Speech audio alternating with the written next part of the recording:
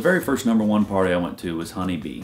And to be honest, I didn't even know #1 parties even existed. My buddy Sammy, he said, man, come on, we can get in this thing. And it was just amazing. It was, you know, all these people up on stage. Blake Shelton was on stage, and I was blown away by that, and all these great songwriters. And I knew who the Peach Pickers were at the time, but there was a guy on stage, and he was just preaching about his songwriter and just going crazy and getting everybody pumped up in the whole room. And I was just out there, and I was thinking, man, I hope someday I'm with a guy like that. I hope someday that I can have somebody that believes about my music about as much as I do.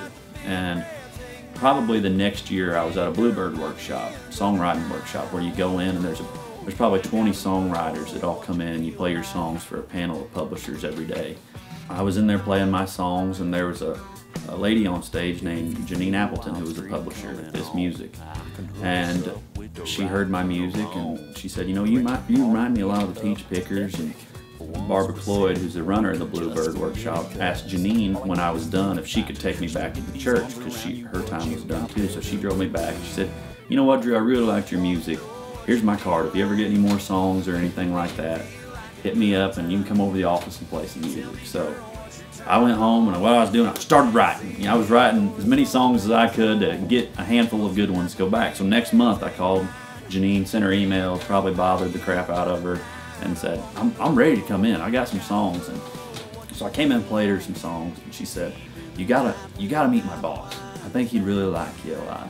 So it was the next day I came in and I met her boss, Rusty Gaston, who was the guy that was on stage, and instantly I was just nervous. I didn't know what to do. I got out my guitar and I played him the songs, and the first thing he said was, well, you're better than what I thought you were gonna be. And to make a long story short, that's where I ended up, and I was just so blessed to be there. When you feel like a good time, tell me, girl, what you turn on. Is it a backseat or a slow dance song?